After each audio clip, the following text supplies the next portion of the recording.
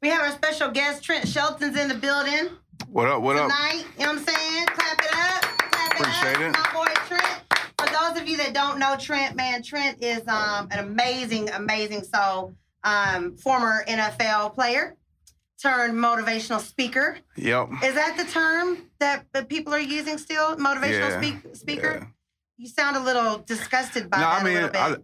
I guess that's the term. I don't really consider myself that, but I'm just somebody trying to help people. Okay. But, titles are titles, so, yeah, you got to identify. I like that better because it, You don't like motivational speaker? I like I don't like motivational speaker. It's a compliment. I'll take it, but I think it's just deeper than that, Yeah. No label. No labels. That's what the kids tell me nowadays. They don't believe in labels. Right? No labels. I like that. Labels. You just do what you do. Okay, well, Trent is going to help us out tonight on Inside of Getting the Game, man, to learn a little bit more about ourselves and about each other, and just to talk about how to live a better life. But first, I just want to thank everybody who's tuned in to our social media pages. Thank you so much to all of our new followers that are following us on Instagram, Facebook, and on Twitter. MVPs. Oh, our MVPs, MVPs. That's we right. call We them. have new names for y'all. Swish. Yes, our MVPs. Thank you so much for following us and sharing our social media pages with other people that would love the podcast. Remember, you can also listen to us anytime, anywhere on iTunes, Google Play Music, SoundCloud, and YouTube. And new episodes of Getting the Game come out every Friday on SoundCloud and on iTunes. So y'all make sure y'all check that out. Shout out to SoundCloud.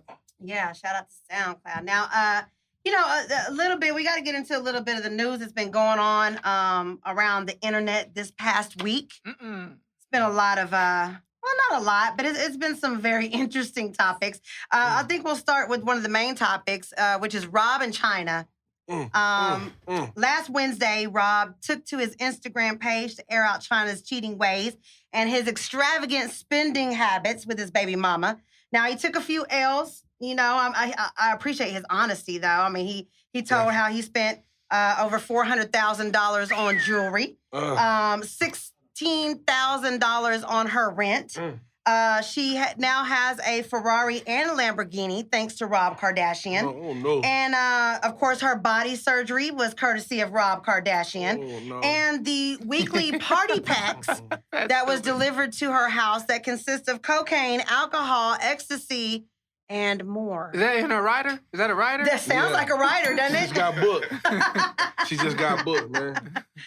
It's crazy. I think the only L that Chyna might have took was the check from T.I. and Tiny. We'll get to that in just a second on how that played out. But you know what? From the outside looking in, there's a lot of dysfunction in this relationship. What y'all make of all this? I'm going to let y'all go first before I get to ranting. Y'all go ahead on this one. You said $16,000 on rent? On rent. Ain't they married though? I don't think did they officially got married? I don't think they officially got They never married. got married? No. They never got married. And you paying 16 bands a month. Now, let's be real for a second. That's L.A., so it's a little different than out here, man. Yeah, that's wild, man. That's a lot of money spent on. Well, that's just part of it, though. I'm just saying, the all monthly that you expense. named was just a lot, man. She spent some came up, bills. man. She came up. That's her second time, though. But my thing is how do you justify spending this amount of money on, one, somebody you're not married to, two, you already have a turmoil in a relationship. What we saw on Rob and Chyna's reality show was constant fighting, constant bickering, constant, just not on the same page. And this was all before the baby even came. You got to look at it like this, Kiki. Some people grew up different. Like, for me, ain't no simping allowed in our household. Now, describe what that means, sipping. Let me break it down for you. When you look at somebody like Rob, and there's no shade to him, but I'm just keeping 100. Shade He's coming, somebody. He just seems like somebody that's very insecure. Probably never got a lot of cute girls growing up. So now that he kind of got some status, and she gave it to him, she kind of like flaunted to him a little bit, and he took the bait. He don't want to lose her. You dig what I'm saying? Like, when I was looking at the text messages, like, please send me a picture. Right. I'm like, what? They're like, come on, bro. Like, you don't do that. This woman had your child, which means you done seen her naked before. You shouldn't have to plead your case to this woman. Yeah. By that conversation lets you know that she's in control. Yeah. And she kind of she manipulated him. He don't even realize, that he got manipulated. Snoop called him, I think he called him a sucker. Yeah. He You know said, what I'm "Don't saying? lick the suckers." Yeah, he got licked. He He got said licked. licked. Oh, you got licked. Yeah, he's He got supposed to do the licked, but I licking. just think at the end of the day, it only happens to people who grew up like that.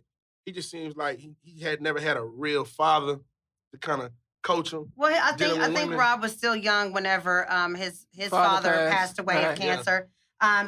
He was engaged to Adrienne Bailon from The View. They were Yeah. engaged. And that turned out to where it was a bad situation. I think he cheated on her and she broke up with him. He was devastated behind that, and that sent him into a downward spiral. That's where he karma started right being- there, because she left Lenny S. waiting. Mhm. That's a Yeah. whole nother story. But Yeah. It's really, really sad to see. I mean, my thing is there's a baby involved. There's this little baby that, has no idea that both of his parents are a little crazy, deranged. You call it a baby, I call it a check. Well, I mean, to Yeah. them, Yeah. I think It's a she check. is. You It's know a what I'm saying? check, Or man. to China, definitely is.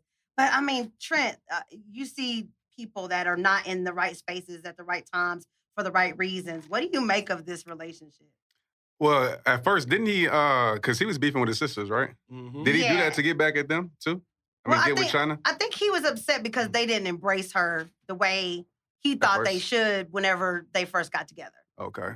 I think you can buy love if you're lonely, and I think that's what he did. I think he was lonely, he was hurt, and she obviously did something to him that made him spend all that money on her, behind closed doors. So I think it's sad, and like you said, when there's a child involved, like that child, like that's the thing about social media anyway. I mean, you got children that's gonna see all this. Yeah. Yep. And that's your mom and your dad, Yep. and they got to see this, and they ain't going away. It's up there forever. So Yeah. that's the sad thing. And so as adults, for both of them, I would definitely think about my child in that situation.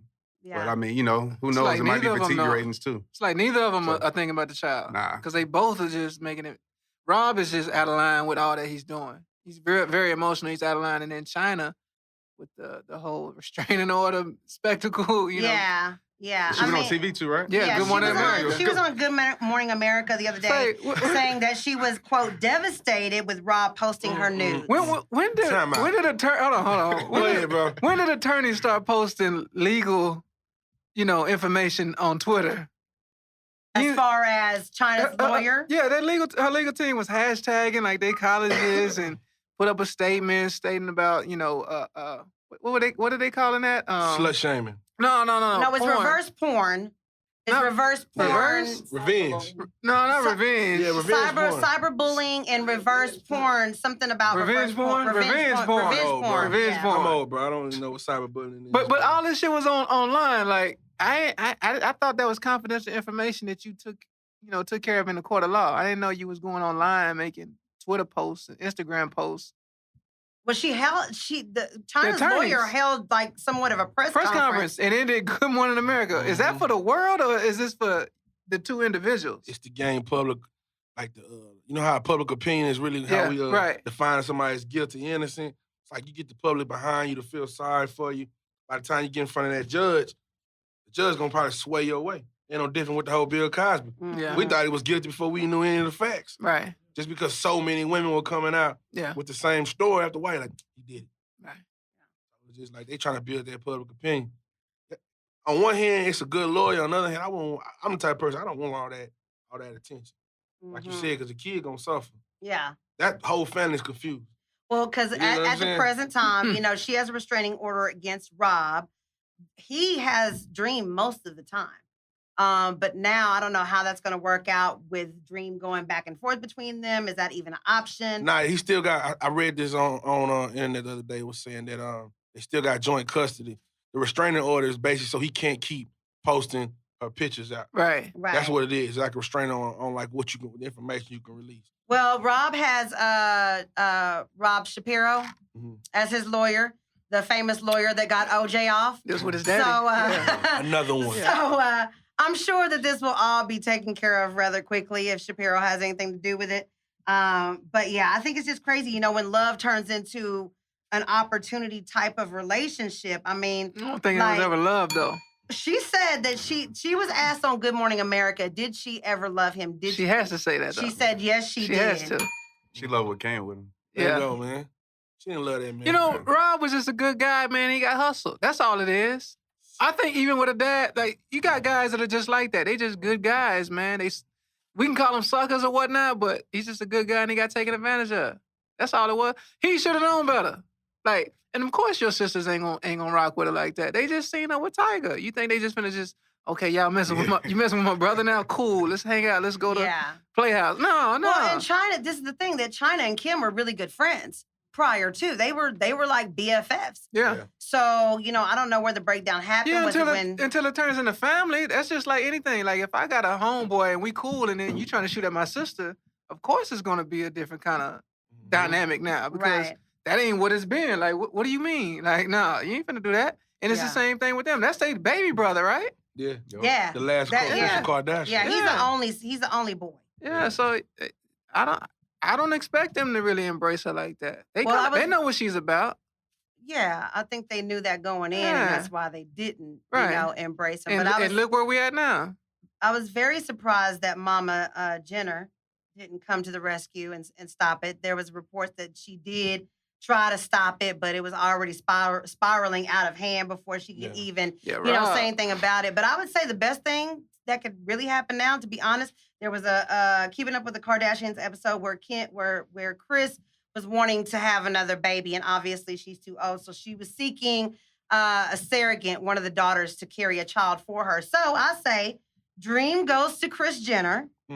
You know what I'm saying? She gets the custody until they can, grow up. Now Rob gonna get the child. Yeah. If it all falls out right. But he looks emotionally unstable in the public eye. He's gonna be they can get away with that. He's just hurt. It's no different than a woman. A woman would do the same exact thing. That's why he's getting all that backlash, because he's doing what a woman would do. Mm-hmm. They would get the same kind of reaction if it was a woman, but Chyna, she's a former stripper. They got, you got the cocaine thing coming into play, and just look at all the shit this has been going on with her and for the Ferrari cat, and then this another dude. It's just so much shit. I don't see her keep, having custody of the child. Yeah, and I mean, at the end of the day, and Kris is probably quiet in front of us. She behind the scenes probably working on magic. Mm-hmm. You know what I'm saying? Like this. Like, restraining order for what? Like, the nigga this ain't Chris Brown and Rihanna. Like, what? You don't need a restraining order. He ain't physically done nothing to you. Yeah. You know what I'm saying? And those pictures he putting up, ain't nobody not seeing you naked. Yeah. True. King of Diamonds. Put that out. Like, what? Like, come on, man. Like, it's a battle. She won this battle. Rob gonna win the war. Yeah. In my opinion. I mean, he's got I know Shapiro is a good lawyer. It's a mess. It's already in his favor. The money is there. So, I think. Yeah, they got the money. Yeah. Yeah, they got the money to money make long. it happen. So, hopefully it all works out if for nobody else but for Dream Kardashian. Pray for the Kardashian family. Yeah. Well, James Harden's prayers were answered with a 4-year extension, $228 million. Harden stays in Houston through the 2022-2023 season. He'll make $42.5 million per season. He averaged 29.1 points a game last season. So is Harden worth it? They gave it to the wrong James. Mm-hmm. Y'all don't want. Yeah, listen, man. At the way he played in that last playoff game, I lost a lot of money on that game. I'm upset with Harden right now. I'm happy he got that bag. You should have rolled with him then. You didn't see him in Oklahoma? Bro, I really wanted to see Houston, come back like the 90s. Remember in the 90s when it was a clutch city? Keyword, 90s. Yeah, man, but you gotta understand that. Kind of like the Cowboys, It's Nah. been a while. What? It's been a while since the championship. Since they went to the bowl. We're talking about basketball. I'm just saying it's been a while since they've been to the bowl. It's a lot of analogies. The 90s. Yeah. Y'all just gotta clarify when you say the Cowboys. You gotta tiptoe. Gotta tread lightly when you speak on the Cowboys. Well, you weren't the only one that was disappointed. A lot of NFL players, speaking of the Cowboys, were very disappointed in this, saying that, there's other players in the NFL that are worthy of that kind of money and should be getting that kind of money. So, what do y'all think? NFL been getting jerked on their money, though, considering what they got to encounter each week. Like, they should be all their money should be guaranteed, for one. True. And they need to up the pay. Like, why is it dramatically so lower than baseball and basketball? I don't understand that. And they assume the most risk, like you say, yeah. Like, to me, I don't think nobody watches anything like the Super Bowl. The Super Bowl's got to be the number one broadcasting show during the year. Yeah, number 2 next to, I think, soccer. Soccer, well, that's not even American, really, to a degree. You know what I'm saying? What you think? I think, well, as far as football, man, it's messed up. I mean, especially with all the injuries you go through post-football. Yeah. I mean, I'm 32. I feel like I'm 52. Really? You know, just being honest, just my body. Now, you played for, like, what, 4 teams? Was it? Yeah, I bounced around a lot. Yeah, my career was very up and down. But, I you mean. play defense? I play wide receiver. A receiver? Mm-hmm. I thought you were defensive, D-back. I thought you were. But yeah, I think football definitely should have guaranteed money. I mean, they have more people on the roster, it's more money to put out. But yeah, football should definitely be getting paid more. I mean, it's the most watched sport, the most dangerous sport. And just because of that. And it's not like, and this is the thing too, like, I don't understand when, like, say even when Dez was like holding out, people were getting mad. I'm like, for what? Because if he get hurt, then he's done. Yeah. You know, you want injury away. And the same with basketball, I get that. But football, you know, they can cut you. They can give you a check and you gone tomorrow. Yeah. And you don't have no guaranteed outside of your, you know, guaranteed money. And the life expectancy of a player ain't that long anyway. Not for long. Give them boys the money, man. Pay them what That's they what worth. the NFL stands for, not for long. Yep, that's what it stands for. Well, I mean, so does this mean that Houston is going to expect a definite win? I think he deserve it, though. I don't know that money, but I mean, who else you gonna give it to on the team? I mean, he been putting in work. He got more than Steph, though. Steph go like 202, 201. Yeah. To me, I think both of those, in comparison to what people have been getting paid, they getting damn near $50 million a year. That's a lot, bro. They broke it down to like per second or Like, something crazy. That's a lot. That's a lot of money. They the money. first ones to break the 200 gap. Remember, like, I think Alonzo Mourning and Juwan Howard, like in the 90s, was getting, you know, the big NBA contracts. Like, we hadn't seen 200 million. Like, over that, I mean, that's not even a long time. 4 years? Yeah, That's 4 crazy. years. That's life-changing. That's So serious. And you're talking about guys that already got money. Yeah. What you think they gonna get LeBron next? LeBron ain't gonna get, he can't get paid like that because it jeopardizes the team. He should get, like LeBron said, Curry should get like 400 million. So if he think Curry should get 4, he probably should be worth the bill. Of course, but he can't though. Like, he won't be able to do the salary caps and whatnot. He can't get that because he won't have nobody play with him. Yeah. It'll be like 4 cats on the team. LeBron got paid that. That's a lot of He money. deserves bro. it, but the best players never get the most money. It's never been like that. Kobe never really got what he should have got all those years. You know what I'm saying? Jordan damn sure didn't. Yeah, Right. And LeBron is taking pay cuts so he can build somebody around him. Look at Kevin Durant. He the MVP, but he just signed with 2 years for what? 50? Yeah, he That's took a what pay I'm cut. A huge pay They pay wanted to cut. win. Stay there, yeah. Want to win. And who really won the series for him? If you want to be real about it, Oh, yeah, big time. He stepped up. you know what I'm saying? So it's like, I don't know, man. That's a lot for James Harden. I would That's a never lot. bet nothing on him. Then you're going to see, too, see his true character, too. Yeah, I 'cause mean- when most people get that check like that, and next year, usually fall Curry off. deserves it. I mean, he didn't Yeah. put in work. He came from being a Davidson. Even in the beginning, people thought he was real Yeah, injury prone yeah. and stuff like that. He showed improved, and I see him. Harden, ever since he went missing to Oklahoma City against Miami, I ain't. Even when they sent him to Houston, Houston was turned. They were like, "Yeah, we got Harden." I'm thinking, no, he's not that though. He's not. He's not Kevin Durant. You know what I'm saying? Like, he's not that. He's a good player.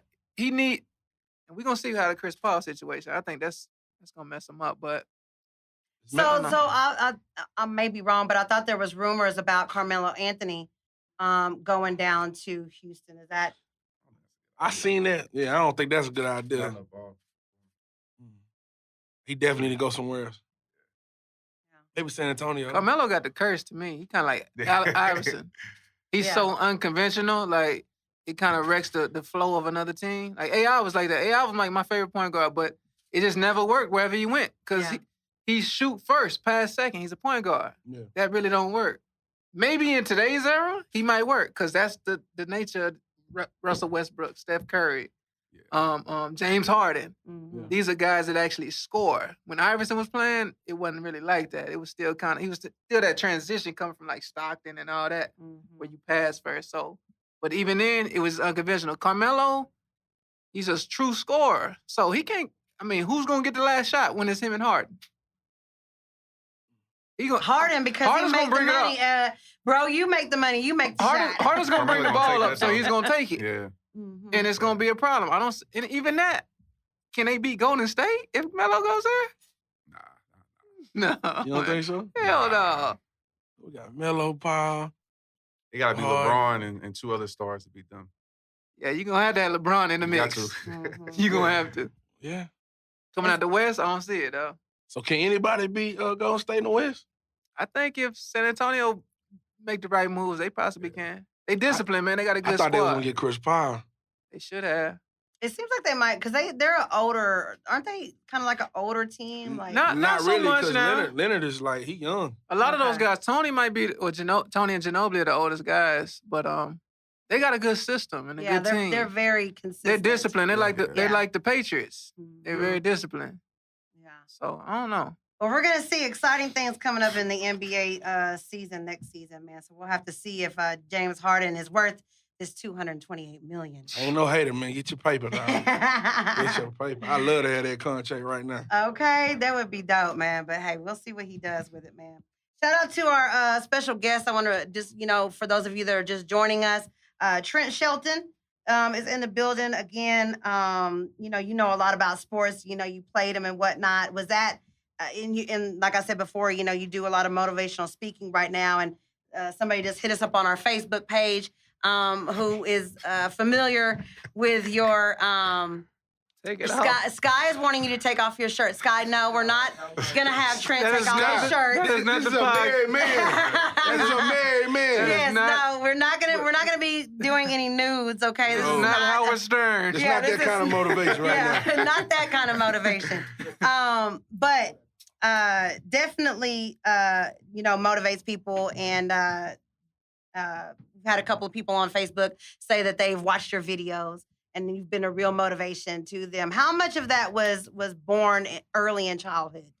A lot. I mean, my dad's a pastor. And then, just him being there, his motivation, seeing him. I mean, my dad, some people might know him, man. I mean, he'd be at games screaming and cheering, man. A lot of people know my father. So just seeing that growing up, having that role model in my life, and just being around it, two older brothers, my mom the same way. So it was instilled in me, I think, at a young age. But honestly, I wouldn't consider myself an introvert, but growing up, I didn't really speak much, Mhm. So I always observe, always listen, and I always tell people now it's like I listen, and then when I speak, I try to make my words mean something. Yeah, That's what my grandma always told me to do. yeah. Hmm. And so, were you always as optimistic? Nah, not at all. Not at all. I probably didn't get this optimistic till, I always believed in hard work, always believed in faith, but probably till I was like 25 when I hit my rock bottom. And then I had no choice. I always tell Mhm. myself either I have to sink or I can swim. Losing football, all of that put me in a bad place. A very bad place in my life. And so that built RehabTime, that struggle, and brought me to where I'm at today. Well, let's take it back a little bit because Yeah. I want to talk about the struggle, because a lot of people feel like, they see you where you're at right now and they feel like, well, there wasn't any struggle or the struggle wasn't real or what have you. But let's take it back. You playing at Baylor. Right. You go to Baylor. You're playing there. Great football league there. Not back then, though. Not back Oh, then. not back then? We were struggling then. Okay. But we were on the rise. We were Okay. on the rise. So you were kind of part of that. I like to say that. Football your first love, bro? I played baseball and basketball growing up. I love basketball. I see you on the basketball court. Yeah. A lot of people from Fort Worth, like, that's what I did. AAU basketball summer league. So a lot of people in Fort Worth knew me for playing basketball. Right. But football was just what I was better at. 6 foot. I knew I had a chance. I wasn't NBA good, so I just fell in love with football because of that. Yeah. Yeah. Now, you spoke about your dad being kind of your biggest cheerleader. Was Yeah. he as big as LeVar Ball's dad? A big cheerleader?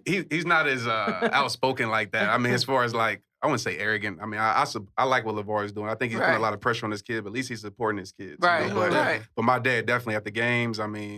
Everybody knows him in Fort Worth as far as that, especially early 2000s. So Yeah. he's definitely the guy doing everything. Yeah. At the games for sure. Now, when it comes to playing football and whatnot, what was some of the things that like was really hard for you, like making that transition from college to professional football? We've Yeah. seen the same thing. Well, not maybe the same thing, but we've seen what happened, or I did, really closely, like what happened with RG3 coming from Baylor, going into, professional league. What is that transition like? It's hard. I mean, it's different. I mean, it's like any transition. I mean, from high school to college is different. You got a whole set of new things to adjust to in college. And then NFL is the freedom and everything that comes with it, the lifestyle that comes with it. And like with me, I mean, a lot of people know because I was out here doing the most, but just being real, I was living that lifestyle and I wasn't really putting in the work that I needed to, and I was allowing those influences around me, people who had contracts, people who was guaranteed, and living around that. And so that made it tough. Getting cut, released made it tough. And just the pressure of every single day, because I was an undrafted free agent. Every single day, that could be my last day. Right. So that type of pressure is crazy. We call it Terrible Tuesdays, where they call you in, we call him the Green Reaper. The Green Reaper. He calls us in, tells us to bring your playbook, and you know it's time to go home. So that's tough. You know, any mistakes. So I had to practice through injury, do all these things, sickness, because that was the pressure I had a family to take care of. Yeah. Now, you said it was like you were living that lifestyle. Tell us about a time where, you might have been living that lifestyle and you realized in that moment of living that lifestyle that it was time to change. Tell us about when that happened, what happened, and how it happened. Man, it's a couple of times. I can't just pinpoint one time, but I do know the moment when I decided to like really make a change with my life. My son was just born. It was 2008. My son was born in 2008. And I was just in my room, and I think we might have went out. I don't know where it was at that night. But I just realized, man, that life is short. And I realized where am I headed and how am I leading my child? Nothing against people going out. Right. But just for me, what I wanted from my life, that wasn't leading me towards where I wanted to go. And at the end of the day with my son, so I had to look at myself and say, no, I got to make a change. And I had one more opportunity to make it to the NFL because, as I said, it stands for not for long. So I had one more opportunity with the Redskins, and I just said in my room, I actually cried, to be real with you. Broke down and prayed, and I said, you know what? I want to change my life, like fully. I actually want to live the values that I believe in. Yeah. And I just told myself it's rehab time. And so I never wanted to be a speaker. I never wanted to start an organization or anything. But rehab time was for me. That meant going to the gym, eating right, getting away from certain environments that didn't push me forward, getting away from certain friends and circles that didn't push me forward. And that led me to what I'm doing today. That's small strip. Did you get any resistance as far as starting rehab time? Oh, yeah, for sure. Yeah, I mean, a lot of people. I mean, because, when you make a change, the thing about it is that a lot of people try to tie you down to your past and who you used to be. I get that today still. Like, Trent, I know you. I knew you 10 years ago, 15 years ago. That ain't you. Like, people can't change. But I got resistance from a lot of people, even with my parents. And my parents believed in me. But when I told them I was through playing football, they thought, like, what are you doing? Nobody understood that because I was still trying to play arena. That's how I made my money. That's how I took care of my family. And we talk about stepping out on faith. I just called the coach and said, I'm not coming. I wasn't getting paid to speak. Nothing like that. From that moment on is when I realized that, I got to do something with my life. So sometimes you got to burn that bridge that keeps you from going backwards and just move forward. And from there, I just started being consistent and started delivering. But I lost friends. I lost, a lot of things. I even lost myself during the process. Right.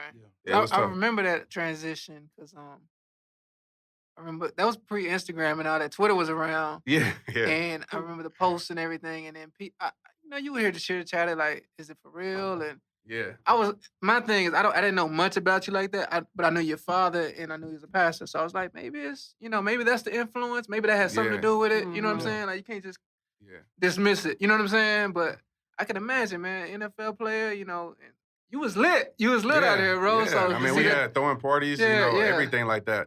And that's just part of the process in your journey. Right. And some people want to do that, and that's great. Right. But another eye-opener was one of my best friends committed suicide. And so, when I went to his service, that was like for real, like life isn't promised. Right. And so that really was a big part of me starting rehab time too, for his memory. And honestly, like today, he's more alive in my life than he's ever been, because the night that they found him, it's kind of ironic because the coroner was somebody who went to Baylor with us too.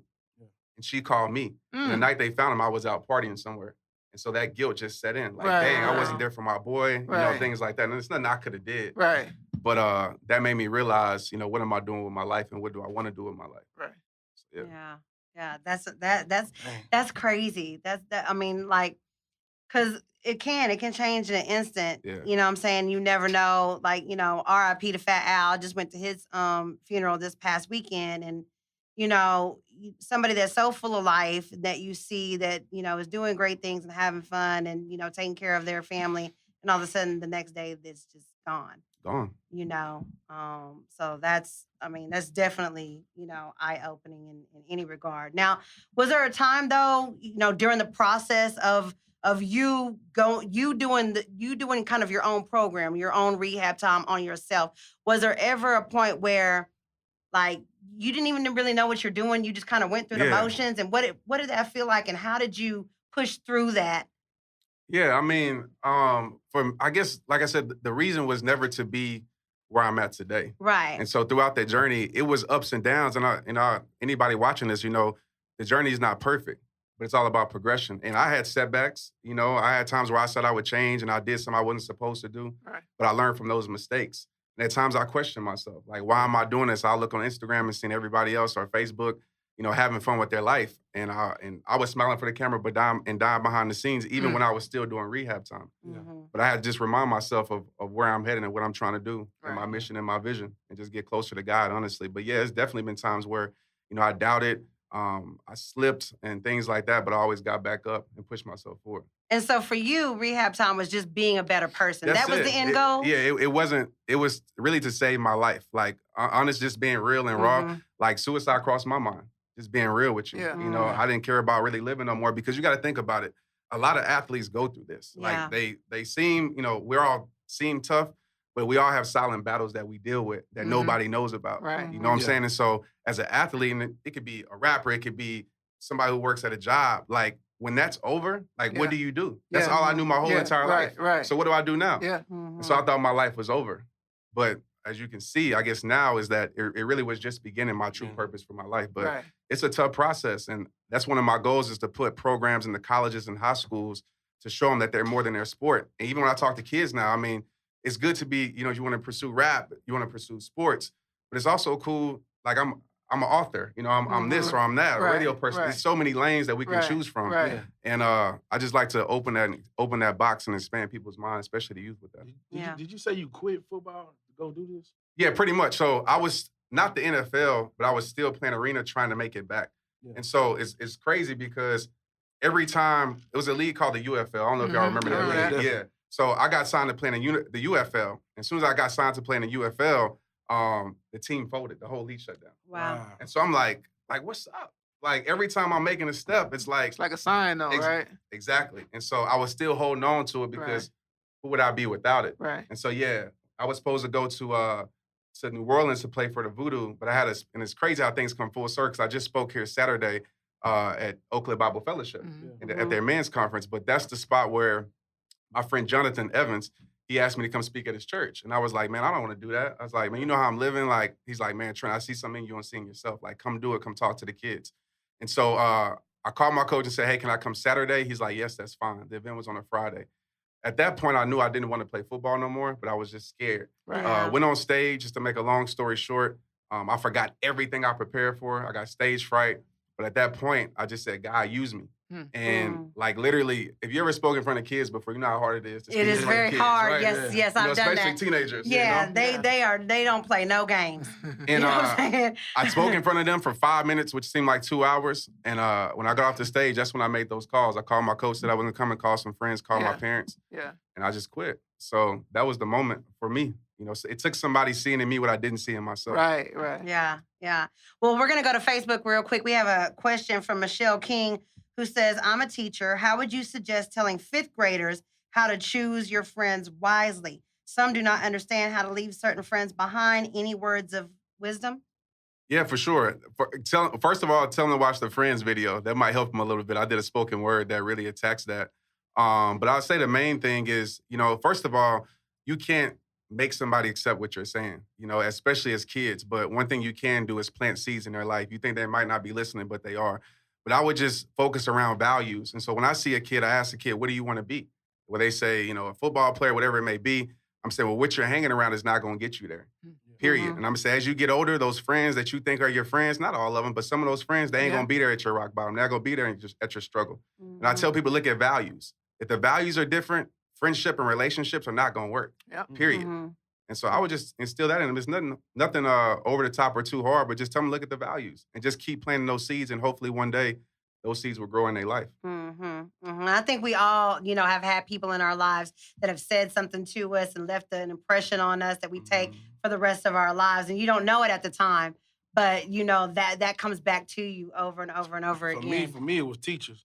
When I was growing up, especially elementary school, I had a lot of teachers said I wasn't gonna be nothing in life. And you hear it enough, after a while, you wake up every morning, and that's all you hear in the morning. Even though your mom and dad might love you, you might hear your teacher saying, Right. you're gonna be just like this, you're gonna be just like your brother, just like your daddy was. And I think it starts with the teachers as well. I know she said she was a teacher. I think she needs to speak to them kids first. Yeah, Because you with the kids more than the parents. absolutely. Yep. You know what I mean? Absolutely. So just speak positive. I would definitely say speak positive to the kids every day. Now, you do a lot of motivating of other people. Who motivates you? A lot of people. Definitely my parents for sure, my brothers, my circle. But just to be honest, I tell people this all the time and they trip out. But anybody, I learn from any and everything. Mhm. I'm a sponge. And so I don't Right. care if it's somebody who's the top motivational speaker in the world or somebody who's just passing down the street. And so Right. I'm always opening my eyes and trying to learn and apply to my life. So, I mean, just to name a few names, E.T. definitely motivates me.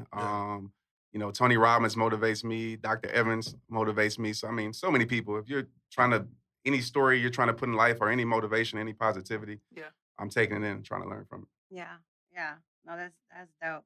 Well, recently, we're still going over all these Jay-Z lyrics and soaking in 444. Now, for those of you that may not know, I don't know how much you talk about your music career.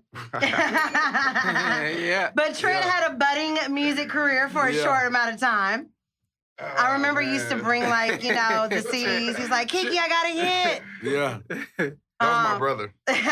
Well, yeah. I was just playing. That was yeah, but Jay-Z has a lot to say in this recent album that he just dropped, and he was discussing with a group of men, all of them African American men, about their ideas on love, relationships, and emotions.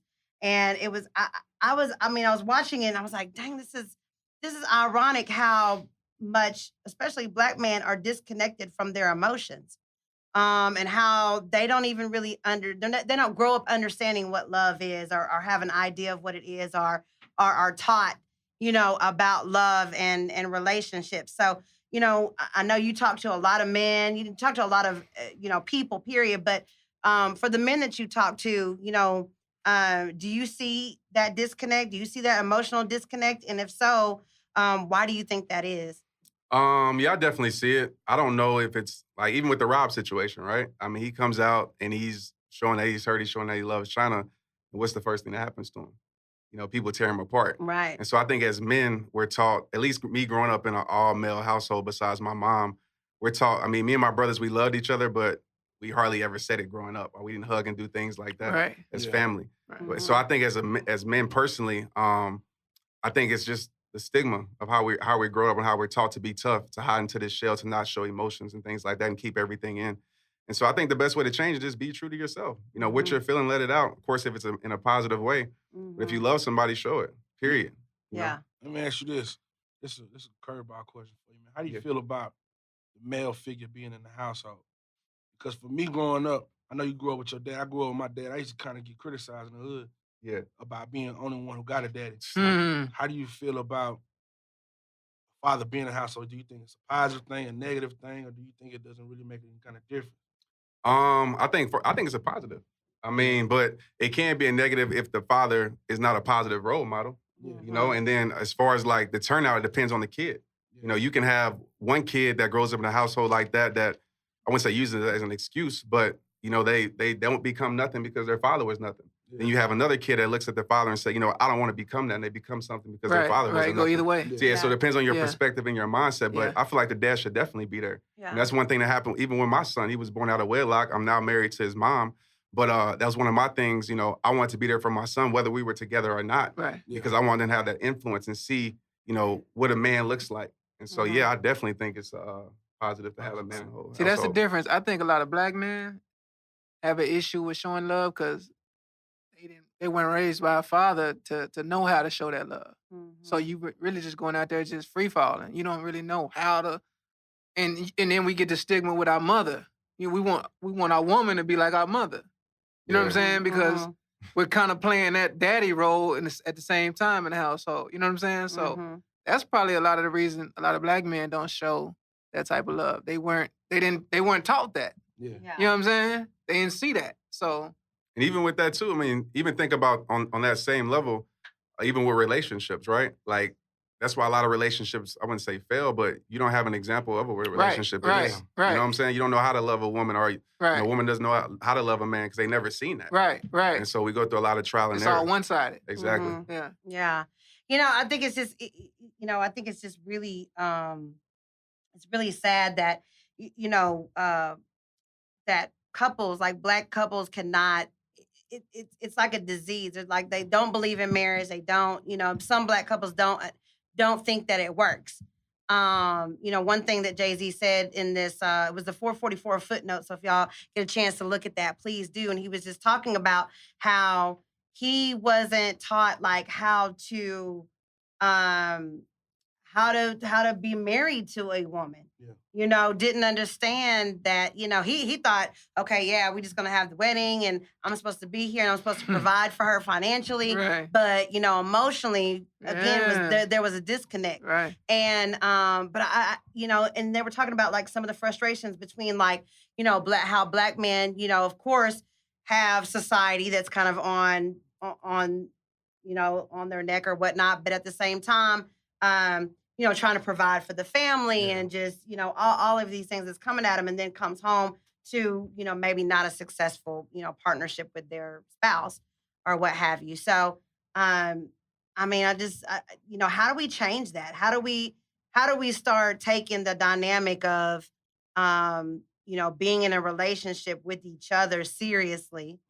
And how do you see, um, how do you see black men and black women starting to bridge the gap of, real communication, real, like you said, being honest and truthful with one Yeah. another and not being scared and thinking, because this is one of the things that a lot of women say. I've had people say, you need to have another bank account, girl. You need to have a separate bank account in case something happens. Well, yeah, I mean, Going into a relationship, right? And it's so much, right? Even with that, Yeah. I mean, that was that person's relationship. That don't mean yours is going to be like that and your dude's going to be like that. So first of all, like, it's okay to get advice from other people, but don't let somebody else's relationship mess up yours, first and foremost. And I think it just starts with you. No pun Mhm. intended with my slogan, but it starts with you. I mean, Mhm. if we want to change something, you got to look in the mirror and make that change. If you want to, make the relationship better, two people have to be willing to do that. With social Mhm. media, it's hard now. To be Yeah. honest, it's very hard. Yeah. Yeah. Very, very hard. But you got to be willing to step out your comfort zone. Lose your selfish pride. Be willing to be selfless and be willing to connect, because relationship is all about connection. I always Mhm. say, communication and connection is oxygen to a relationship. Without it, it will die. Period. And so Mhm. you got to connect. I mean, connection is power. Without these things, yes, they're two objects, but until you plug things in, Yeah. that's when power, Right. It happens. happens, Right. yeah. And so you got to stay connected, and you can't make it boring. You got to communicate, understand that a relationship is about progression, and it's also about doing each other right. You can't expect somebody to keep accepting what you wouldn't accept neither. Right, So- exactly. And that's funny. I think Jay-Z was watching some of your videos, Trent, because for real, because he said that they had to literally, just tear everything apart as it was and literally start all Destroy over and again. rebuild. Yeah, get back to the moment that brought you together, Yeah. right? The Mhm. moment that you fell in love with. And it's Right. hard. Yeah. It's a lot of Mhm. layers you got to pull back. But if you really want to build something or bring the connection back, you got to get back to that moment with each other. It's Yeah. gonna be difficult for anybody at that status though. Well, Yeah. yeah. I mean, know there's what I'm saying? added pressures. Yeah, there's Yeah. added pressures above the norm, Yeah. right? Dealing with For both of infidelity, them. too. Yeah. For both of them. Publicly. Yeah, because, like back in the day, granddaddy could have a couple, chicks Yeah. on the side, but go home. Yeah. Nowadays, social media, they'll divorce you online and it'll be a wrap. Yeah. No. I ain't saying I agree with it, but I do feel like women should put up just a little bit more, men should put up a little bit more. Just because I feel like people gonna make mistakes. That's just me. Is it worth fighting for? Is what it come down That's right. to. Well, and then I think again, like you said, you got to go back to the beginning. Like, just because somebody, cheats doesn't necessarily mean that the relationship is over.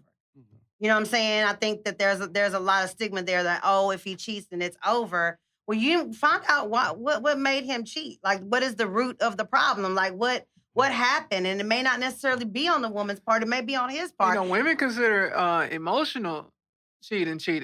You Some women do, you just yeah. have an emotional connection with another woman. It ain't even got to be the physical, because that's something that's taken away from her. Mhm. You know what I'm saying? So it's not always just he's sleeping around and he doing this and that. But she's got to ask herself, why is that? Yeah, why of course, is that happening? Yeah, of course. Yeah. Is there always a reason though? When we talked about this before about cheating, I told you I'm one of the people. Sometimes I just want something new. Well, you don't need to be in a relationship. Yeah. Then you're not. Yeah, you may not be ready for a relationship. You may not. That's just the honest to God truth. Because I get where you at. Then that's been something I always pride myself with, being just upfront. Like if I tell you, let's have fun, let's just see how it goes, then you can't hold me to a standard. But the moment I say, yo, let's make this exclusive, let's really make this thing Then right. you've made a decision. Then you can hold me accountable for shit. You know what I'm saying? If I'm not really ready to dive in that 100%, then I can't even say those words, bro. Because now you're playing with somebody. Yeah. So stop playing. We're gonna go to Facebook. I saw a question from Trent on Facebook. You my nigga. This is from. I saw it flash across the screen. I don't see it anymore, but it was from LaShawn. She asked, "Was there anything that you? What was the question? Was there any misconceptions about you that people may feel like, okay, they think they know something about you, and that, or guess that you want to clear up?" I'm sorry, I don't have the exact question, LaShawn. But I think you said, what was the biggest misconception about you? Yeah, there you go. Biggest misconception about you. I don't know. Honestly, I mean, I don't know. I don't know. Maybe you can throw some out there. As of right now?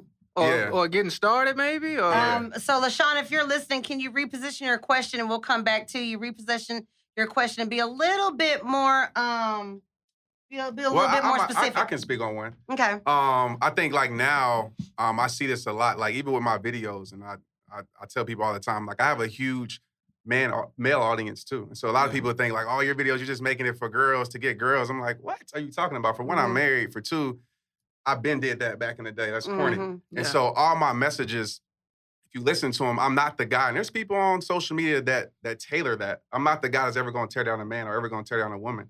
I'm just the guy that's going to put a message of growth, a message of responsibility out there. And so some people think, even guys, right? They'll be like, oh, you're just making messages for females. And I'm like, not at all. I said, find one message that I made just for a female, and then I'll stop doing rehab time. And so that might be a misconception out there, but I care about relationships in general, because everything, whether it's friendship, everything is relationships. Right. This world wouldn't operate without it. Yeah. And so maybe it's I don't know, talking about not accepting certain things over and over type of message, but that's real with anybody. And if you listen to my message, sometimes I'm not even talking about an intimate relationship. Like my mind is in friendships, my mind is somewhere else. I've heard that misconception before. Yeah. But you know what? If the shoe fits, wear it. That's what I think. I think, the guilty dog barks. Right. You know what I'm saying? Like, you making it, you telling on us and this and that.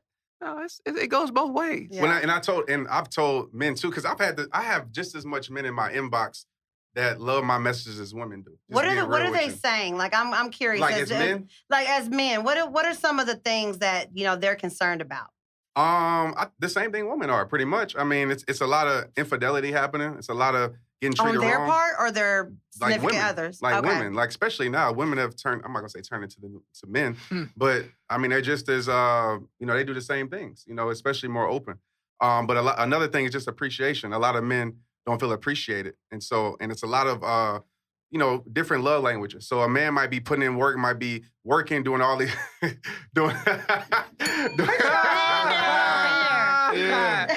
doing all these things, and in his mind, he's providing for you. In your mind, he's not spending enough time. You know what I'm saying? Right. So a lot of men don't feel appreciated, and that's what I get a lot of. So what does that mean? What exactly do you think men are looking for? Since this hand went up over here to my right. What exactly do you feel like men are looking for as far as appreciation? I think just support. I mean, all men are different. I mean, in my field, I don't need gifts. I don't need words of affirmation. I just need support. You know, I just need you to ride with me, understand what I'm doing, understand my vision. And if I am out of line, if I am doing it too much, pull back. Like in 2016, I didn't tour at all speaking because in 2015, I did 32 cities. Wow. And my wife, she was my fiance at the time, and my son, they sacrificed for that. Mhm. And so I said in 2016, now my daughter was born, I said, you know what, I'm gonna stay home, work on some online courses, I'm gonna be here. And so a relationship takes sacrifice, but I think a man, Yeah. you know, especially for me, just wants support, just Yeah. wants understanding, you know, and just wants, you know, really just true love. You Yeah. know, not much bickering and arguing. And for me, communication, how you communicate to me is important. Because if you Yeah. come to me yelling, I shut off. Mhm. But if you come to me in a way of, you know, can you do this or whatever, in a way I understand it, I'm a lot more willing to make that happen. Like I call it art communication. And so the A stands for appreciation. And you can do this with anybody. I think it helps. The A stands for appreciation. You let somebody know that you appreciate them. Because if you're always tearing them down, telling them what they're doing wrong, y'all not teammates, that's opponents. You know what I'm saying? Just being real. So you should Yeah. you should be lifting them up instead of Yeah. tearing them down. I like that. And then R stands for reassurance. Like reassure them that you're on their team. You know, you're on your side, you got them, you know, and then C, you place your concern. And I think if you take it in that order, a person's a lot more receptive That's to real. receiving, you know, Right. what you want to say. Yeah. That was some game, y'all. Let me I write hope that y'all down. got Let me write that. that down. I hope y'all got that Arc. over there. Yeah. What Yep. a question I was gonna ask you was with you being a PK, Yeah. did you feel like the pressure growing up to kind of following your dad's footsteps? A little bit. Not really though. I mean, I'm the youngest, so I had two older brothers. So I feel like my oldest brother might have had that pressure the most. But my dad, I mean, he never put that pressure on me. You know, my dad let us live the life we wanted to live. You know, he gave us game, he gave us things we needed to know. But he's like, you know, I'm gonna let you learn yourself because if I shelter you, you're gonna find out anyway. And I'd rather you find out things now than get in college and wild out and do these crazy things. Yeah. And so I felt the pressure a little bit, not to disappoint my parents, but I knew I had to figure out life on my own. Mhm. I always wanted to know that. I grew up going to St. John's, and like I ain't gonna put him out, but the pastor's son, he was a case. But it works a lot of times like that. Like a Yeah. lot of A times. lot of preachers' Yeah, a kids lot of are times. they wild out. Yeah. You know? Yeah. It's a lot of pressure. I Yeah. mean, especially as you're young, you're not used to Yeah. dealing with that type of Oh, pressure. yeah. And so you just Mhm. rebel. You like, forget it. Yeah. You know, You try to distance yourself from Boys it, right? and girls. Exactly. Yeah, Mhm. man. Yeah, that is crazy. So I know you're are you back on tour now? Are you Yeah, I you just- starting to get back out? Yeah, I actually start Saturday. I start back in Seattle.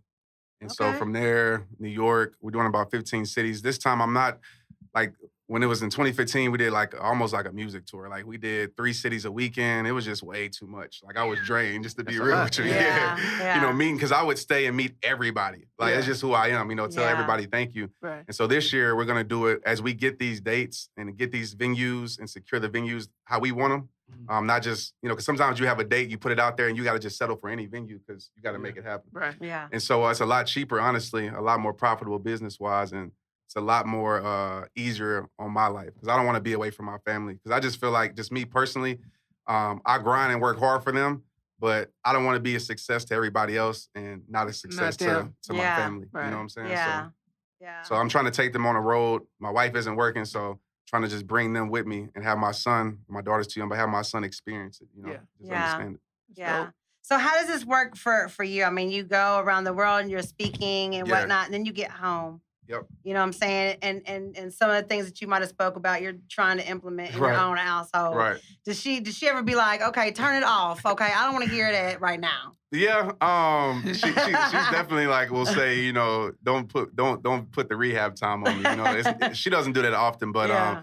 anything I talk about is something that I definitely implement or believe in, or I've Mhm. implemented in my relationship. That I talk about online, and but she doesn't make it hard for me in that aspect of trying to, saying, oh well, you're not living up to what you're saying on here, whatever it may be. She knows I'm an Yeah. imperfect person like us Right. all, Right. Yeah. but she does hold me accountable. She might tell me, hey, you need to go watch some of your videos, whether it's me being depressed or down, because I get down sometimes, just being real with you. Human. Exactly. Mhm. And so she'll remind me of those things, but yeah, she doesn't throw that card in my face too much. Yeah. No, that's a good woman right there. That's a good woman right there. She definitely. get a jewel for that one. Yeah, Holding it she down. definitely gets one for that. Now, it's just been crazy this past already this summer. There's been a lot of loss of lives. in our community. I know you very active, Yeah. in Fort Worth community when you Right. can be Yeah. when time allows. But what do you think is going on with our youth right now? What would you, if you had a message for the youth, what would you say to them? I think it's a combination of a lot of things. I mean, we can talk about a lot. We can talk about, you know, not having parents there. And even if the parents aren't there, not being present. I mean, this thing right here, I have to remind myself a lot of times takes our attention. Big time. Yeah, Like the cell a phone. lot of Yeah. times we're not even raising our kids, we're always in our phone. And so having a role model to look up to, I feel like for one, I feel like for two, not having much to do. I mean, in the city, there's not much you can do out there in Fort Worth, just to be real with you, except get in trouble. I mean, Yeah. there's not much you can do. And then three, not to put it on this, but I think even music wise, there's better influences than that. You know what I'm saying? And what they're listening to. I tell kids all the time, the rap game, a lot of times, some people it's not, but most time it's entertainment. And a lot of times they're living their lifestyle and, they're suffering for it. So Yeah. I think having a dream and a vision also, some to give them to keep them focused on. You know what I'm saying? Yeah. Like, so that's why I go back and say, like, I just went to New York and got a book deal for this amount. Like, you can write a book and be Right. successful doing that. And they're like, what? Yeah. Right. So Right. Yeah. I think just being active, we need more men, for sure, more black men Mentors. to step up, Mhm. to step We up was talking and about show that. them Yeah. and show them the right way and be honest and real, and also show them the other side, like where this lifestyle is gonna lead you. Like, let's be real about it, where it's gonna lead you. So you got a choice, and that's the thing I try to tell the youth all the time. Yeah. Yeah. Because and just They to put this definitely in, need they think that whether it's me going back to North Crowley or whatever I'm speaking at, they think they have forever. You know what I'm saying? They think Mhm. I'm like, man, you're a junior. You about to be a senior, and then life is getting real. It's probably real for you now. Yeah. Like even with sports, I tell kids like, you playing games all day, you hanging out all day, but you want to go to the NFL? Nah. I say, Yeah. you know the percentage of that? You Yeah. want to get a scholarship? Right. Yeah. I say, you ain't putting in no work, and they think they have all day, and they think tell you this, they think they're entitled. Yeah. We live in a generation right now, everybody feels like they're owed something. Mm-hmm. Everybody feels like they're supposed to be given something just because. Right. Mhm. You got to work for what you want. I don't Yeah. have a car because I wanted a car. I have to work for that. That's Yeah. something I teach my son all the time. If you want things, you got to go work for it. Whether it's putting labels to ship out shirts with me, you want Yeah. $10, you got to Yeah. work for it. Right. So I think Yeah. we need to teach our kids not to be entitled, and they got to work for what they want in life. Yeah. Yeah. So parents just don't give them the money for the new Yeah. Jordans. Nah. Mm. You We know what gotta I'm saying? teach They them gotta early, work too. work for them. Me personally, I feel like the stuff that we learn once we got out of school, they don't teach us that. That's right. Like reasoning. I think even with paying taxes, this is stuff we never learned in the household. Not because my parents were educated, they just didn't know. Yeah. Their parents didn't teach them. I think Right. Right. we Cycle. gotta start putting that type of stuff in school. Right. Like real world stuff that these kids gonna go through. Cause I don't feel like we really give it to them. Not at all. I definitely agree with that, man. Yeah. Like algebra, I still ain't use algebra Yeah. since I've been an adult. Yeah. Now, there's so many things in the schools that, really, I mean, especially in this day and age, I think it's really outdated as far as what the curriculum is set in the education system. Like, because at the end of the day, it's about relationships. Right. It's about, how you present yourself. Well, school, and I tell this to the kids I talk to, like school is, to me, it sets you up for the real world. It's teaching you about deadlines. It's teaching you how to be accountable. Like when you're in class, right, you might have a group project. Yeah. Teach you how to work with each other. They might team up the smartest person in the room with somebody that's lacking or that's bad. Mm-hmm. It's building that dynamic of a relationship. You know what I'm saying? You might, especially now, you got uniforms. So letting you know that you can't just wear what you want here. Just like a job. Mhm. You can't just wear what you want. Right. Teaching about time.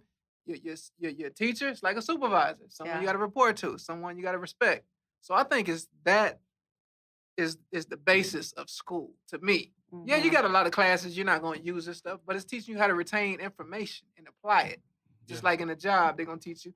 We can talk McDonald's, but pull the fries out, let the grease come off of them, do this, do that, blah, blah, blah, blah, bag them Right. up, then send them to the customer and go Yeah. wipe the table. They're teaching you information so you can apply it later. Right. Now, whether we're applying this certain stuff, who knows?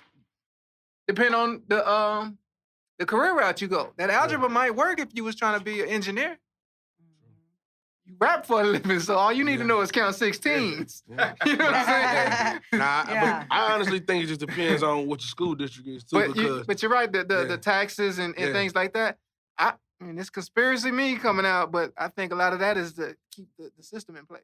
If you knew a bunch of shit coming out, you wouldn't make like credit. If you knew about credit, you wouldn't be fucked up and you wouldn't have these credit issues, which these banks and these companies make so much money off of each year. Everything's a business. So man. why would they teach you that so it can interfere with their funds? Yeah. When I was coming up, man, we like all the bad kids. We used to be like this little church program where they told you about how to write a resume, how to prepare for college, because they kind of seen us going in the wrong direction. Right. But if it wasn't meant for these people, I would have never known. Like that's church, right? That's more community. Yeah, that's how I grew up. Though school is more. Church is really I got my discipline, bro. Yeah. You know what I mean? Like school was, I was real. It's a smart, business. yeah, but church was where Which church can be looked at like that now with these bigger churches. Yeah. But it's more community based. You know, they know your parents. They see you every week, and it's because you choosing to come there. They're not getting really a monetary value from you. You know what I'm saying? And they genuinely want to see you, do well. So they're gonna teach you the stuff that is lacking in school. Yeah. I don't know, man. Yeah. I don't know, man. Church. It's hard, church man. Kind of made me. But at the end of the day, I think that's how I grew up. Like, church made me. You got church. You're talking about, the male figure and mentors. We just need people that care about the youth, whether it's a big brother, fathers, or just mentors, or even people that ain't from the community. Hey, man, I did well doing this. Let me get y'all on. Yeah, you teaching them how to write a book. Yeah, because all they think is they got to shoot a basketball, throw a football, right, or do music. When it's 100 other things they could be doing. It's just as successful. Yeah, I would tell kids all the time, like when I would go into the schools, like, they would always, talk about, being a rapper or being a singer or, being a radio personality. And I was like, well, but if you like, if you like numbers, then, you can be an accountant for the rapper. Yeah. You know what I'm saying? You can be the lawyer. For entertainment lawyer. Yeah, entertainment and represent lawyer. A whole bunch of people and get way more money than that artist you represent. Right. But they only see what's glorified. Yeah. Those lawyers and those accountants ain't on Instagram flexing. Nah, yeah. They behind the scenes. Chyna's lawyer is, but but you know what, Kiki was hard. Like he was talking about speaking to the kids. I went to see her high school last year with a Bobby Session. Okay. And the first question when I got on my little individual groups, they were like, man, hey, nigga, what kind of car you drive? Yeah. And then when you tell me that, how big is your house? Yeah. They look at your shoes. Man, I don't know, man. They want to know. They want to see the material thing. Yeah, but we got to teach our kids it's not all about that. That's what they think their worth is. Yeah, that's what they think their worth is. I'm not worthy unless I have this.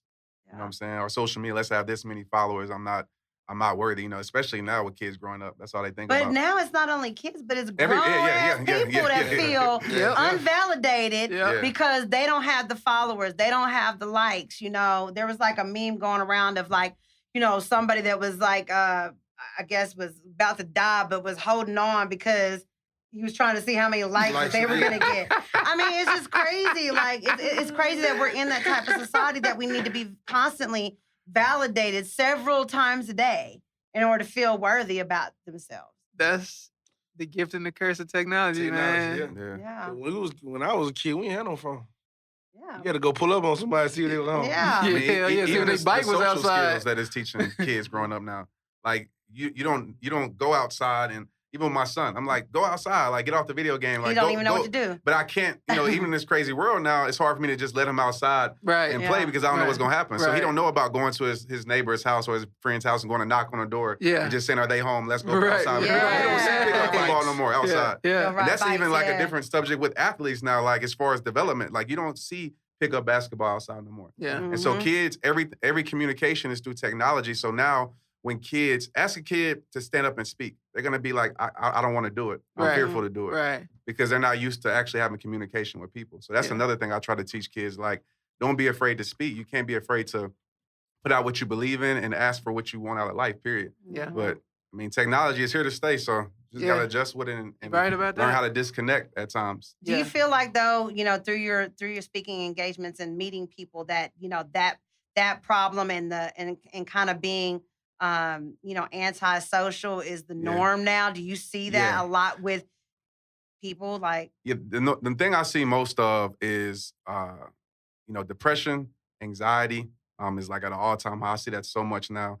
And then just people not feeling like they're enough. Like that's the main three things. And I think it boils down to that. Like I think any you know, whether it's stress, anxiety, depression, I think it all boils down to the root issue of not feeling like you're enough. Right. And so when I ask people, I'm like, well, what's enough?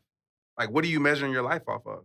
Oh, it's followers, or it's how much money I have in my bank account. Or someone You know, else. I call it like the world's ruler, right? Right. And if you always measure yourself up to the world's ruler, you'll never have enough. Never. Because when you get 100,000, guess what? I need 200,000. Yeah. Mhm. You know, like even when I got 1 million followers on Facebook, like, okay, that's nothing now. You know, at a point that was something, but it's nothing now. So if you lose yourself in that, you'll always be depressed. Yeah. And so I said, you got to find your worth outside of everything like that. Like those things do matter if you have a business and things like that, but you can't put your whole value on that and your worth on that. I want to talk a little bit about how you've kind of built your structure and how you've kind of built your following a little bit, because I remember just like, you know, you, Trent, was first on Twitter and, you know, was sending out messages of inspiration, of just motivation and just like, you know, quick little tweets or whatnot. But, you know, some would say, you know, you got all these followers through, you know, I don't know, just like overnight. Football? You know, well, a lot of people say football and I laugh because I was like, I wasn't even a nobody in football, really. I wasn't doing it like that. But just consistency and just being who I am and not being afraid of that. You know, I think when I started, you know, social media was a little bit different then. I think the algorithms and things have changed now. I know they've changed. They want to make you pay for everything. But it was just more of a real reach. And I found my voice. And I was true to that, whether people liked it or not, whether people had opinions. And once I found my voice in my lane, I just stayed consistent. And I tell people all the time, like, yeah, you think it's an overnight success, but it took a lot of nights to actually get here. They say it takes 10 years to be overnight. Yeah, success. I mean, I've been doing it since 2009. Yeah. And so I like to break it down and just in 5 little steps just for people. Like I think one was commitment. And my definition of commitment is staying loyal to what you said you were going to do long after the mood you said and it's left you. And so that's my definition of commitment. So it's times where I didn't feel like posting a video. I would literally go share my video, tag people to it every single day. Yeah. Really? Every day. Like I put in the work. I really put in the work. And, and nobody gave me a cosign or a platform, just to be honest with you. It was just me going to speak for free. Yeah. Anywhere I could go. Right. Like any school, anywhere I can go speak for free. So I really put in the work. Number 2 is discipline. Get good at saying no to the things that don't get you a yes. So that was me leaving certain things behind that didn't push, and things I love, just to be real with you. Right. But it didn't bring me to a place where I wanted to be with my life. Right. 3 was consistency. And that's putting out greatness as best as you can every single day. Yeah. And I always tell people, when you're consistent, you become reliable. When you're reliable, you become trustworthy. You know, the reason people come to you is because you're consistent, whatever it is, whether it's music, whether it's radio, whether it's your favorite food place. The reason you go to your favorite food place because it's consistently good. Yeah, you know what you're going to get. I say that all the time because when I go out, like I don't want to change up my order because I know exactly what I'm going to get. And you go there. You go ranch there. every time. There you okay. Wingstop Ranch. Wingstop Ranch. Yes, that's that indeed. Well, I'm gonna get into do y'all have any? I'm gonna get into some deep questions before we get into these deep questions. Y'all have any? Nah, you kind of touched on the whole depression thing. I was gonna ask him about that. I see that a lot now. That black men. I've always grown up. My dad used to always be like, man, black people don't get depression. You know, black people don't kill themselves until my partner killed himself. You know what I'm saying? 2013. And what's crazy is we got into it the night before.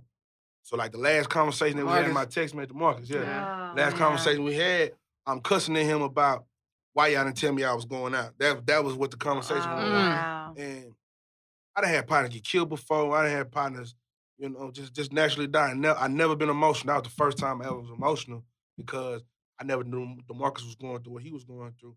And I feel like that was my fault because, like, damn, I was the last person that talked to him. Yeah. So I was just going to ask you, how do you, like, talk to black men nowadays about dealing with depression? I mean, I just tell them to be open. And I think we need to have more forums, or I guess you can call it that. I mean, even I wouldn't say town hall. That seems so like 1980s. But more things, whether it's conferences to get men too, to understand that. Like the conference I did at Oak Cliff, I mean, it was 2,100 men. You know, most of them was African-American men. And we had real conversation about certain things. So they need to know it's okay to be depression is a natural feeling we all go through. We're human beings. You know what I'm saying? Like even the smallest form of depression. And so they need an outlet because, like I said, when you deal with those silent battles, you feel like there's nobody else who will understand you or who would care to know your problems. Then you think about, okay, well, the only way out is ending my life. Well, wouldn't matter because nobody cares. Exactly. Right. Nobody really cares. Right. And so I think we just need to put it out there more in the forefront and share it. I don't think it's a necessary like step-to-step answer. But I think we all need to share and to say, oh, I'm not alone. Oh, you go through this too. Right. And we come together and say, well, what's some ideas? How can we work through this? How can we get through this? Why am I feeling depressed? And you ask that 7-layer question of why until you try to get down to the root. So, Yeah. you know. I think it's amazing that, we talked about you being a preacher's kid, but that you are able to put like the values of knowing, knowing the Bible very well and being, raised in a home where, you're taught about religion or whatnot, but you're not preachy to Right. people. Nah. You know what I'm saying? I think that's a real kind of somewhat of a talent, because when I hear you speak, it's not, you need to do this, Right. you need to do that, you know what I'm saying? You need to do this, but it's you apply religion to real life situations, and I think that that's really, amazing, especially for this day and time where, a lot of people don't want to have the old church, when you go to the old church and the preacher's like hollering Because and you feel yelling. like you can't ever be that. I'm not saying Yeah. everybody, but I know when I used to be in church and I would see a pastor preaching, and I'll have a certain, a lot of pastors these days, of course I know aren't perfect, but I would be like, I can never reach that level of perfection. So why would I even try? Right. It was Right. unattainable. Right. And so we need to have, like I said, more people, more just real life people being able to show somebody, just being transparent. I always say your transparency will lead to someone else's transformation. Because when I was in depression, I feel like nobody was there. Even the people that I wanted to be there, I feel like they wouldn't understand me or wouldn't care. So I felt alone. Right. And so where I come in and what I try to do, and a lot of people do it too, is I try to be that person. Like, I'm not talking to you, telling you what to do like my life is perfect. Like, we're climbing the mountain together. I'm at the mountaintop saying, this is how you get up here. We're climbing it together, and I can learn from you. And I think when you take that approach to life and to people, you're able to help a lot more people and reach a lot more people.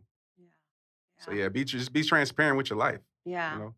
And I think that's kind of been a hard thing for me, because even like, not being on the radio and jumping into like another medium of podcasting, being doing that for 13 years and then jumping into something else, I was thinking, okay, if I just jump into something else, I'm gonna be okay.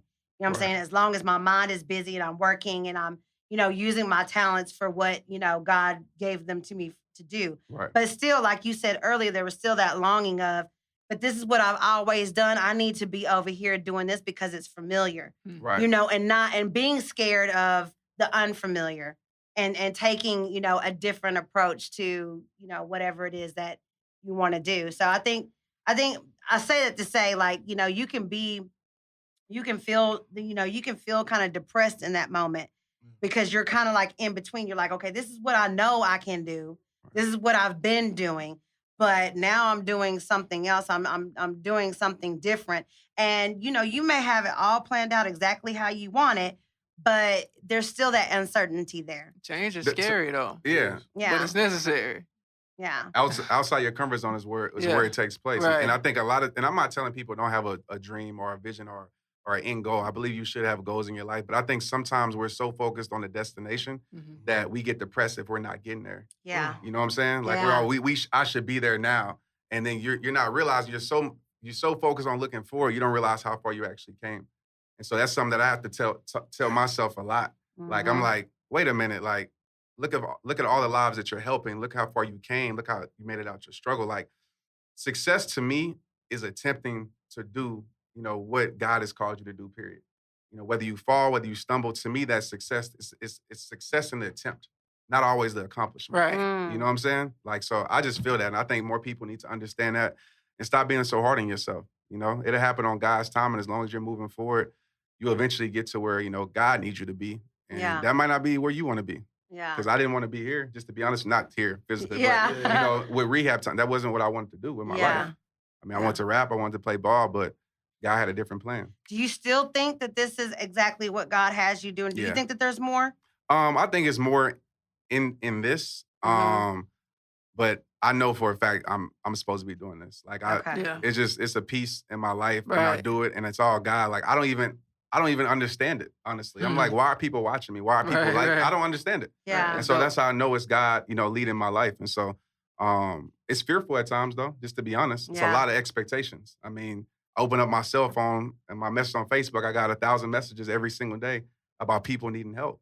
You know, so when I feel like I'm taking a break, I'm like, man, I got people that need a video. Because, I mean, that's scary. I mean, that's a lot of pressure A because lot. if you don't answer a message, if you don't write them back or say something to them or speak to their needs, you don't know what that person may be going through in that day. They may not last throughout the day. I've had one person in particular blame their friend's suicide on me because I didn't respond. And the thing about it is I can't see, like, I mean, especially on it's not physically Facebook, possible, I can't see man. every message. Yeah. But I definitely try to connect with people. But, Yeah. you know, that pressure is there. But I have to remind myself, this is not me. This is God. But at the same time, that one person, think about all the people that you stopped. Exactly. Exactly. You know what I'm saying? So it goes both ways. And that's perfect. That's how you got to change your perspective. Yeah. It's true. Well, I'm going to get into some deep questions. These are kind of open-ended questions, and I just want you to finish the sentence, okay? All right. I experienced love when I'm with my family. I'm loving my purpose when When I'm impacting lives. okay. My hope for my legacy is To leave a mark of change in this world that helps people. the most difficult choice I had to make to fulfill my destiny is To leave football. what is the word that describes who you are and why you are here?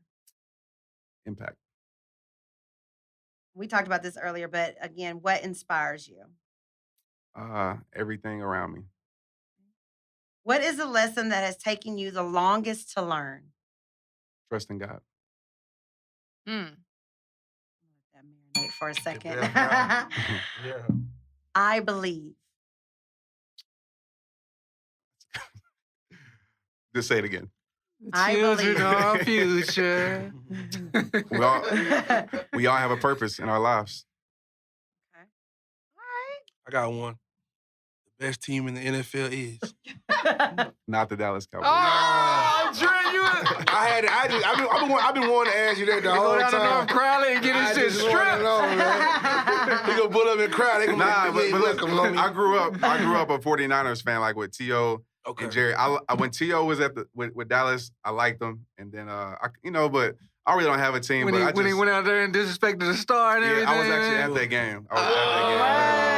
Because my uncle, he's still coaching NFL right now, receiver. So he was a receivers coach for the Niners at that time. Oh, man. And so, but the story, y'all know the story behind that, right? No. So we the have time. Tell us. Yeah, So, okay. Do tell that. I got this directly from my uncle. And so he said the story behind it was T.O. wasn't disrespecting Dallas. What he did was before the game, he asked the chaplain for the 49ers, the chaplain came up to him and said, you know why that hole's in the roof? And it's like, it's God's team. He's smiling down. And so his whole thing was to go to the star and honor God. That's what he was doing. Wow. And yeah, that's what he Who was doing. hit So him? that's the Was that story. Roy? Was that Roy Williams? No, that hit him? was Woodson, right? Woodson? Yeah. Woodson got him. Woodson. And so that's what he was doing. Then the second time after Woodson hit him, then that's when it was. Because you like- couldn't even tell what he was about to do. He got hit right as he, got to the star. So had we Yeah. known that, I never know. I would've- probably That's why wouldn't he have- went up yeah. and did He that. probably Right. shook his head. You know? Right. But I hated T.O. for that. Yeah. Wow. I don't hate Yeah. you know what I mean? Just because I dislike a lot of T.O. because his antics, it really wasn't just that. You know what I'm saying? So damn, I didn't Yeah. even know I didn't that. even know that. Yep. Wow. I apologize, T.O. 'cause Wow. You were a lot of things that day. Yeah. You owe him an apology. I do. If you ever come to Dallas again, I'm going to shake his hand and apologize to him. Yeah. Because now you I know never the knew real. that. You got some game Yeah. today. Well, man, we need the God to shine down again. Maybe we need to Yeah. put a hole in AT&T Stadium. He Yeah, got one. He there's- retracted- there's a hole it's there. a retractable hole. Because I cried in every season, man. The Yeah. same thing. I cried this past season. I'm talking about real tears. I'm just crying, man. I'm like, again, like, we was this Again. close, man. It's always the same story. Green Bay, man. Yeah. Green Same Bay. Then story. Green Bay. Just like, I don't think they're gonna get past it to Jerry leaves. I just think it's I feel the same way. It's just something, man. I agree. We need to evolve. Yeah. Well, I hope they'll have. I mean, I stopped being a Cowboys fan once Romo hit the team, but But you like the Saints, right? I'm a Saints fan. Yeah, we're not gonna do anything this year, but we're gonna show up to the party. That's about it. Have some fun. Yeah, we're going to show up to the party with a Well, second 30, line. 30 teams show up, right? Yeah, well, hey, we're going to be one of those 30 teams that show up with beignets and some Mardi Gras music, okay? I'll take that. I'll take that. Man, Trent Shelton, you know what I'm saying? Thank you so much for hanging out inside of Getting the Game. I appreciate you so much, man. Hey, y'all make sure y'all check him out. I don't even know why I'm saying that because 5 million of y'all check out him every single day. Yeah. But for those that don't know. Y'all come check us out. Yeah, y'all come check. sure. For the Please. 5 million people that are checking out Trent, y'all check out Getting the Game as well. Please. Pretty please. No, but tell them how they can find out, you know, where you're at and what you got going on. TrentShelton.com, and then any social site, just Trent Shelton, put it in, and then Snapchat, it's RehabTime on Snapchat. Okay, you gonna write another book soon? Yeah, I mean, that's what I was in New York. It's my first deal traditionally. I did some self-published stuff with my first traditional book, so that'll be coming out probably in 2018, going through that process. So I'm excited about it. All right, well, we're going to be looking out for that, man. Y'all make sure y'all follow him. Again, you can catch us on iTunes, Google Play, SoundCloud, and YouTube, our MVPs. We appreciate you so much. And, hey, don't forget, we have an event coming up July the 23rd. We'll be here in Dallas with Rico Barrino. Yes, that is Fantasia's brother. Right here at the beautiful studio, Valley of the Kings, for a special listening event. So if you want more information on that, make sure you check out our Instagram page, Getting the Game, GETNTHA Game. All right? Y'all got any last words? Man, How can they follow you? Yeah, follow your boy on all social media. I am Fat Pimp. IamFatPimp.com. New movie on the way with Fred Hammond. Hey. King of Diamond 7 days a week. Plug. I'm in good spirit right now. I got a phone. I forgot to tell you, I got a phone call the other day from a casting agency. They're gonna put me in a Lifetime movie. Oh, Yeah. ring the bell. Yeah, turn up. Ring the bell. Yeah, ring the bell for that. Man. So yeah, y'all look out for that. Once I get more information, I'll let y'all know. Are you gonna be the cheating husband? No. Actually, it's about addiction. Oh. It's called 12 Steps. It's about addiction. Everybody have like their own addiction. I don't know what my role is yet, but I got the phone call a couple days ago. I wanted to tell everybody, you know what I mean? That's what's To the up. crackheads. I mean, well, we're gonna be supporting it's you all through about that. the acting, you know what I mean? Fat boy Denzel. And Baby Boy, how can they reach you? They can find me in that movie. I'm the cheating husband. Yeah. That's what's up, man. Y'all can follow me, Official Kiki J. And remember, you can win it. You can't win What? it. I have a new slogan Okay. this week. A new I slogan. was like, what's the I have a new new one? slogan this week. Excuse me. You can't win it if you're not in it, so get in the game. I like Bars. that, man. Bars. I like that one, Kiki. I like that one. You can't win if you're not in it. Get in the game. That's right, man.